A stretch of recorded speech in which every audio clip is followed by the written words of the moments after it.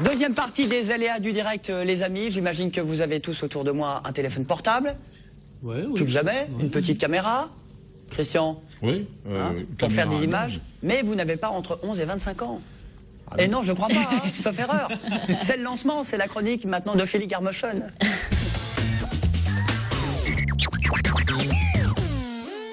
Ah, j'ai travaillé ce lancement, je l'ai travaillé. Je vois ça. Pas mal, hein. Ouais. Ça va Ophélie? Très bien. Chargée de com au Conseil Général du Gard pour Toujours. Garmochon, deuxième édition. Alors je disais pour les 11-25 ans, parce qu'on en a parlé la semaine dernière, on lance ce concours dès janvier pour s'inscrire. Voilà. Ce concours pour tous ceux qui ont des portables et tous ceux qui ont des idées. Alors des portables et plus, comme on l'avait dit, c'était caméra, appareil photo, etc.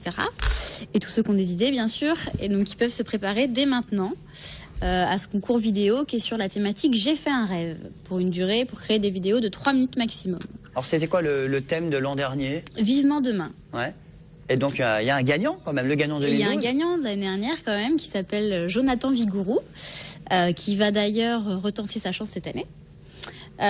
Donc c'est un grand gagnant puisqu'il a gagné dans 2 catégories, le prix du public et puis la catégorie... Il a bien posé, regardez la photo comme elle est bien. Elle est pas mal, hein. Voilà, il a posé. Photoshop, tout, c'est bien fait. Hein. Un petit peu de Photoshop. Très bien, Ophélie, elle a du dossier à nous donner. Non, pas sur lui, sur le cadre. Je me permettrai pas sinon. C'est un gardois? Ouais. C'est un Gardois, il D'accord. habite à Poulx. Voilà. À quoi? À Poulx. Poulx. Elle s'est entraînée dans la voiture. Poulx. J'espère. C'est dans le Gard, effectivement. Voilà. Alors lui, qu'est-ce qu'il a fait? Il a fait un maximum 3 minutes, c'est ça? Hein, Alors déjà, il hein a fait une vidéo donc sur la thématique Vivement demain et plus particulièrement sur le chômage puisque c'était un thème qui lui tenait à cœur. Puisqu'il en était victime, tout juste sorti de l'école. Donc son film s'appelle No Job. Et donc il a gagné le prix du public, donc que les internautes récompensent, et le prix des 21-25 ans qui est déterminé par un jury. Donc c'était pas un simple participant puisque son ambition à lui c'est quand même de devenir réalisateur. Donc il savait ce qu'il faisait. Voilà, déjà, il savait ce qu'il Il y avait faisait. la qualité derrière tout ça. Même s'il filmait quand même avec un iPhone 4. Hein. Ah voilà, c'est ce que j'allais vous dire. Il n'a Voilà. pas pris sa caméra, il a pris Non, vraiment son c'est portable. l'année dernière on n'avait pas le droit, donc cette année on a ouvert, mais l'année dernière c'était que des smartphones. Il y a même des petites applications, Nico, je ne sais pas si vous êtes au courant, pour faire du montage carrément Bien sur sûr, son iPhone. carrément, mais c'est vachement pratique, ouais. Ouais, ouais. Donc je sais pas s'il a fait le montage sur son iPhone, je crois pas, mais en tout cas il a tourné avec son iPhone. Et donc depuis, alors il a toujours pas de travail malheureusement, mais ça lui a ouvert pas mal de portes, notamment pas mal de rencontres dans le milieu du cinéma, et qui lui a permis de mener des projets comme la réalisation de clips, la réalisation de courts-métrages 3D. Et aussi, son but, c'est s'enrichir un maximum d'expérience, à travers même en étant simple figurant sur un film, assistant réalisateur ou réalisateur. On regarde Jonathan Vigourou, extrait, regardez, c'est le grand gagnant 2012 de Garmochon.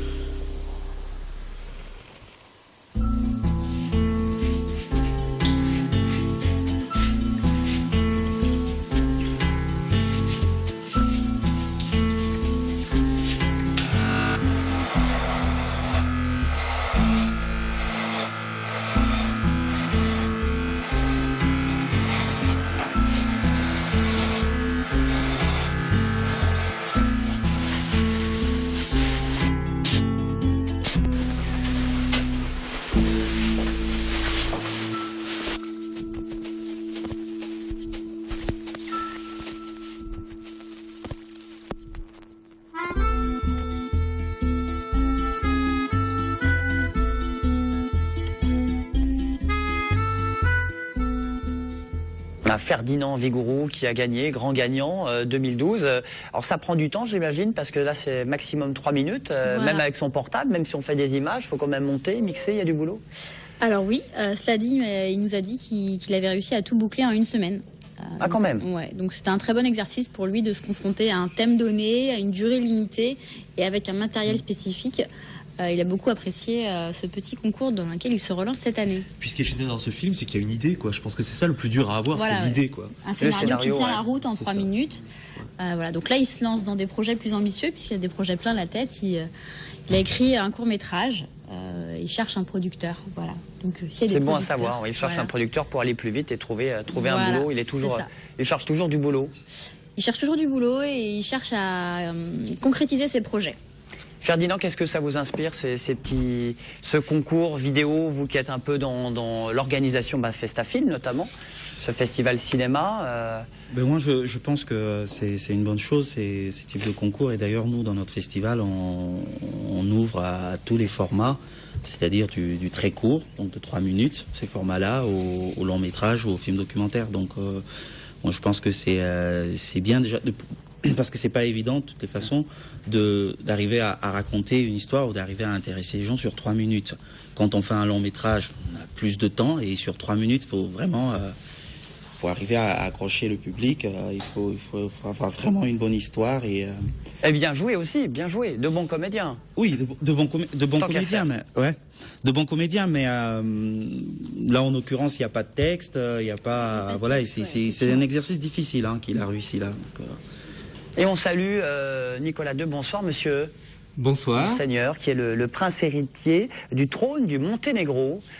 Et vous êtes à Montpellier pour une journée d'hommage, de recueillement demain à votre grande tante décédée il y a déjà 60 ans, inhumée au cimetière Saint-Lazare à Montpellier. On dit Monseigneur. On peut dire Monseigneur, C'est c'est selon le protocole. Le protocole, c'est ça. C'est ça. Parce que j'avais interviewé il y a quelques années, c'était le prince de Savoie avec Clotilde Courreau, son épouse, l'actrice. oui, Il m'avait dit on dit Monseigneur. On dit Monseigneur, parfaitement. Eh bien, vous êtes êtes le au courant. bienvenu sur ce plateau. Eh bien, je vous Voici remercie. le rappel des titres tout de suite avec la rédaction sur TV Sud avec Marlène.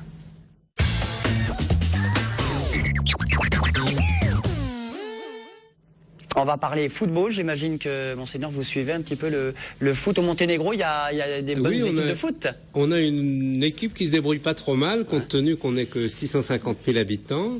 On a quand même été sélectionné dans la Coupe d'Europe l'année dernière, et donc on tient bon. Mais moi, disons que j'ai fait du rugby toute ma jeunesse, donc je suis plus rugby que football. Eh ben désolé, on parle football dans les titres. Bon. Et on parle de Montpellier. J'imagine qu'au Monténégro, on était même au courant. Montpellier, champion de France l'an dernier. Oui, tout à fait. Plus que jamais. Alors là, on ne parle pas forcément du championnat de France, mais de la Coupe de la Ligue, Marlène. Oui, alors Montpellier qui n'est plus en Ligue des Champions, c'est fini pour Montpellier, mais qui continue sur un rythme d'un match tous les 3 jours, et se prépare à disputer les quarts de finale de la Coupe de la Ligue. C'est demain après-midi. Les footballeurs montpelliérains reçoivent Nice à la Mosson. Pour l'occasion, ce sera une équipe un peu remaniée qui sera alignée par René Girard. Le coach a décidé de laisser Younes Belanda et Gaëtan Charbonnier au repos.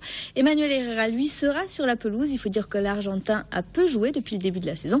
Montpellier-Nice, c'est donc demain, coup d'envoi 17h. Il faut dire que Montpellier, je le rappelle, est sur une série de 5 victoires d'affilée. Donc on va espérer que ça continue. Puis une vingtaine de professeurs du lycée Jean Mermoz à Montpellier étaient en grève aujourd'hui. Ils dénoncent la fusion des secteurs d'enseignement général et professionnel de l'établissement qui doit être voté jeudi en conseil d'administration. Et pour ces détracteurs, ce regroupement risque notamment de causer la suppression de postes d'enseignants.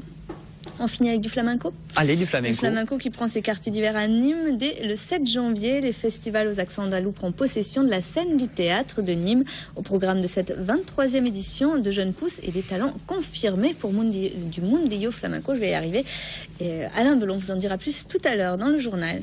La météo, le temps pour ce mercredi, Marlène. Ça s'arrange pas. Toujours de la pluie et de la grisaille prévue pour demain. Et attention, ça se rafraîchit. Ça sent nettement. même la neige, paraît-il. Ah oui, alors en Lozère, on annonce de fortes neiges là. Dès ce soir jusqu'à demain. Et chez nous, il neige pas encore, mais il va pleuvoir. Les températures seront plutôt fraîches le matin, entre 3 et 8 degrés. L'après-midi, il fera 7 degrés à l'est, 8 à Nîmes et Béziers et 9 à Montpellier. J'ai entendu dire quelques flocons au-dessus des 600 mètres pour demain. On va voir ça de près pour ce Nous, on mercredi. n'est pas à 600 mètres. pour Oui, l'instant. nous, on n'est pas à 600 mètres. Mais au Pic Saint-Loup, là-haut, il n'y a pas beaucoup d'habitants.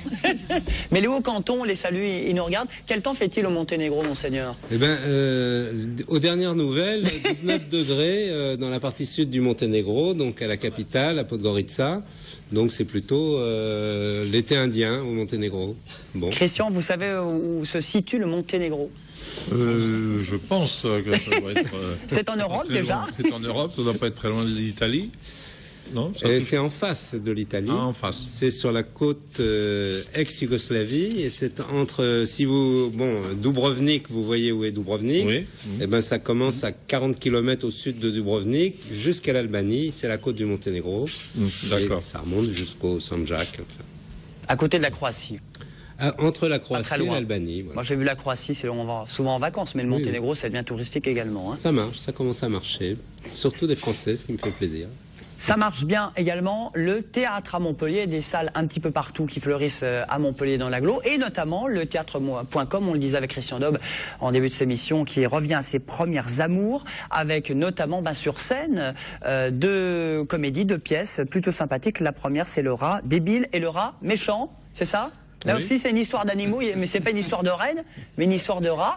Ouais. C'est vous qui l'avez mise en scène? J'ai écrit cette pièce Ouais. il y a quelques années maintenant et que nous reprenons avec grand plaisir avec mon complice Jacques Brière. Et vous êtes sur scène, Christian, aussi? Oui, et je joue le ministre, lui joue un paysan reculé de Lozère. Bah, Et- les Ariens, ils en prennent plein ce soir. Hein. Ouais. Arrête.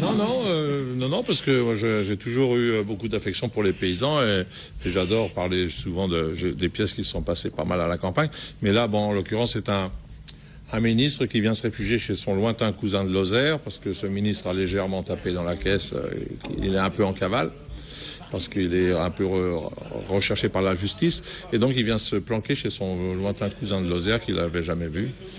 Et donc ça va être la cohabitation des deux, la France d'en haut, la France d'en bas, et ça va pas être triste parce que C'est deux paysan- mondes différents. Ah quoi. bah c'est deux mondes différents et le paysan lozérien est assez gratiné dans son genre. Et donc c'est une comédie, c'est fait pour rire et ça a déjà bien fait ses preuves parce que ça a été joué 2 ans à Paris, ça a fait 2 saisons à Avignon et puis à Montpellier on a joué aussi 2 saisons entières à vraiment remplir les salles et à faire beaucoup rire avec cette pièce. Là, c'est pour quelques jours, hein, du Et là, on joue 29 novembre au 3 1er. soirs. Ouais. Jeudi, vendredi, samedi, les 3 dernières. Oui. Le soir, effectivement, ça c'est la première comédie. L'autre pièce, ça s'appelle La queue du diable. Alors c'est un moine. Oui, Est-ce que alors c'est là, vous qui jouez le moine? Non, oui, moi je suis le père supérieur. Je suis le père supérieur, mais j'ai mon moinillon, si on peut dire. On est 2 moines dans une grande abbaye. On est resté là seul parce que les autres sont partis en pèlerinage informatique. Et donc Pèlerinage informatique. C'est quoi cette histoire? Ils sont allés un petit peu se ressourcer auprès des ordinateurs pour être un peu plus moderne. Et donc on est seul dans l'abbaye et le moinillon qui est avec moi a des fantasmes parce qu'il lit en cachette, il lit le Marquis de Sade. Et ça lui pose quelques soucis de fantasmes et de rêves érotiques. La religion sur fond de sexe. Voilà. Et débarque une jeune fille, jolie, jeune et belle et sexy, de 20 ans dans l'abbaye qui vient pour... on ne sait pas ce qu'elle vient faire, mais enfin elle vient demander de pouvoir faire une retraite dans cette abbaye. Et évidemment, le jeune moine va devenir complètement fou avec cette fille dans les murs. Enfin bon, ça aussi c'est sur fond de comédie. Et là aussi c'est une pièce qui a bien fait ses preuves, qui a été jouée dans mon ex-théâtre, le Grand Mélo, pendant 2 saisons. Et qui avait bien fait rire, quoi. Qu'on a le grand plaisir de rejouer à partir du mois de décembre au .com. Voilà, le Grand Mélo qui était avant, vous étiez responsable de Ocres, qui est devenu l'Amuse Théâtre, Voilà. racheté par le patron du Kawa Théâtre, si je dis pas de Voilà, bêtises. oui, Et vous il y a êtes au eu- théâtre.com. Il y a eu un mélange de théâtre cette année, puisque mon ancienne comédienne du Grand Mélo a racheté le .com. Et maintenant, moi, je suis chez elle. Enfin, bon, c'est... Jeu de l'essentiel- chaise musicale, hein, c'est les Voilà. transferts. C'est complètement... Mais l'essentiel, c'est qu'on continue à jouer. Moi, c'est ce C'est qui le m'importe. mercato des petits des Peu importe petites la salles de boutique, théâtre. c'est ce qui se passe dedans qui est important. Hein. Qu'est-ce que ça vous inspire, monsieur? Est-ce que vous aimez le théâtre? Eh ben, j'aime beaucoup le théâtre. J'aime beaucoup la Lozère aussi. J'ai passé 1 an à reconstruire, quand j'étais étudiant en architecture, une magnanerie. Donc, D'ailleurs, vous avez un bon accent français aussi, excusez-moi, vous ah n'avez bah pas oui, je suis l'accent né du en Monténégro. France. D'accord. Notre famille a été chassée du Monténégro en 1916. Donc c'est une vieille histoire. Et donc j'ai passé évidemment toute ma vie en France. Et ça n'est que depuis 23 ans exactement que je suis revenu au Monténégro à l'occasion du retour du corps du roi Nicolas qui était enterré à San Remo en Italie. Eh bien, histoire à poursuivre dans un instant, le temps de lancer la pub et puis on va parler du festival Festafilm, notamment en VO et pas que pour la communauté portugaise, mais vraiment pour tout le monde avec Ferdinand. Et puis Christian, vous restez avec nous, toujours le théâtre.com avec ses comédies plutôt sympathiques. À tout de suite après la pause et la pub, les amis. Ne zappez pas, tout de suite.